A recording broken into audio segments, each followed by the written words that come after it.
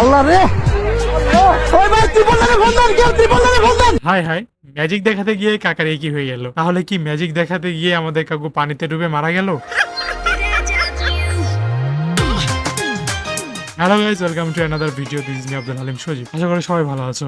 আজকে আমরা দেখতে যাচ্ছি কাকার প্রতিভা। তো প্রতিভা দেখতে সবাই সাথে থাকো। এই যে কাকা, কাকা আজকে কি দেখাবেন আপনার? আজকে আমার সেই পুরানো সাঁতার কাটাটা দেখাবো। কাকার সাইজ অনুযায়ী ম্যাজিক দেখাতে তার সমুদ্র প্রয়োজন, তাই আমরা জঙ্গলের মধ্যে দিয়ে মঙ্গল করতে করতে সমুদ্রের দিকে যাচ্ছি। জঙ্গলের ভিতর দিয়ে যাওয়ার সময় কাকা তার ধানের জমিতে ধানের সাইজ দেখে থমকে গেলেন। কাকা এই প্রথম জঙ্গলের মধ্যে ধানের আবাদ করেছেন। এই যে ধান গুলা যে লাগাইছেন মেলা বড় বড় তো হয়ে গেছে, কাটা লাগবি তো, কবে কাটবেন? এই কিষান লিব সামনের রবিবারে। কেটে ফেলাবেন না? হ্যাঁ। চুরি হয়ে যেতে পারে, এবার বিশাল বড় বড় হয়ে গেছে। জঙ্গলের মধ্যে দিয়ে যাওয়ার সময় কাকা দেখলেন রাজা সুরেন্দ্রনাথের 3টি বিচি ঝুলে আছে। তাই তারপর রাগ করে 3টে বিচির মধ্যে একটি বিচিতে জোরপূর্বক কামড় মারলেন। কিন্তু বিচির সাইজ অনেক বড় হয়, বিচি খেতেও নাকি কেমন যেন টকটক লাগছিল। আর যাব না বেগুন তুলিতে ললিতে। কাকা কিন্তু নানা ধরনের জব করে, তার মধ্যে ফুল টাইম কাকা ললিতার বেগুন ক্ষেতের পাহারাদার এবং পার্ট টাইম ম্যাজিশিয়ান।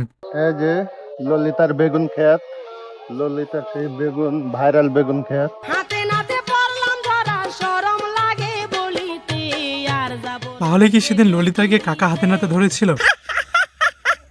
এই রেসি।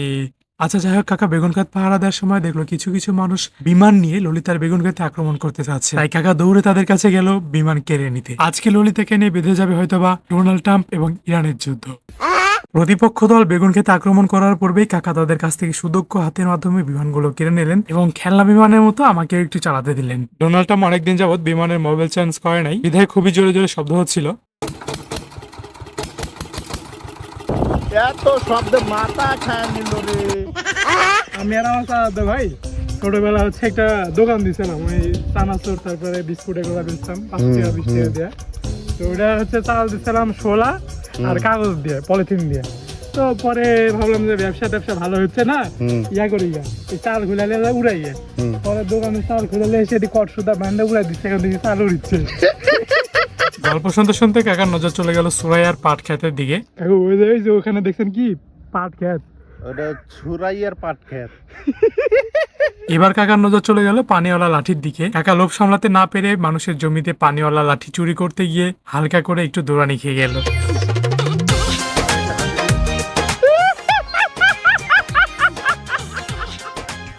এবার হয়তো বা তোমাদের অপেক্ষার অবসান হতে চলেছে, কারণ কাকা এবার তার আসল ম্যাজিক দেখাবে এবং ম্যাজিক দেখা দিয়ে কাকা আসলে মরবে কিনা বেঁচে থাকবে সেটাই শেষ পর্যন্ত দেখতে থাকো। কিছুক্ষণের মধ্যে আমাদের মাঝে হাজির হলো আজকে প্রধান অতিথি থিয়াগো মেসি। কোটি কোটি দর্শকের মাঝে একটা দর্শক সব থেকে গুরুত্বপূর্ণ, কারণ সে মেসির নাতি। যাই হোক, হাজার হাজার কিলো দর্শকদের সাক্ষী রেখে 5000 জন পুকুর থেকে হাজার হাজার দর্শকদের সাক্ষী রেখে 5000 কিলোমিটার উপর থেকে কাকা লাফ দিলেন। কাকা লাফ দেওয়ার সাথে সাথে পানি পারমাণবিক বোমার মতো ফেটে গেল।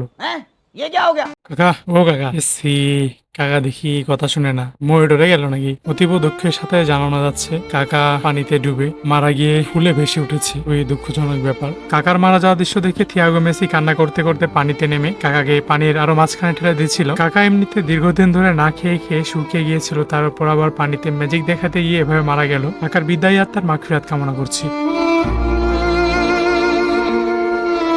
তার মাগফিরাত কামনা করতে করতে হঠাৎ করে দেখি কাকা মুততেছে। মানুষ তো অন্য জায়গা দিয়ে মুতে, কিন্তু কাকা দেখি মুখ দিয়ে মুততেছে। ব্যাপার কি আজব ব্যাপার, আমি খুবই হতাশ হলাম। দূর, শালা কাকা বাইসা আছে, আমার কাকার চল্লিশা খাওয়ার স্বপ্ন স্বপ্নই থেকে গেল।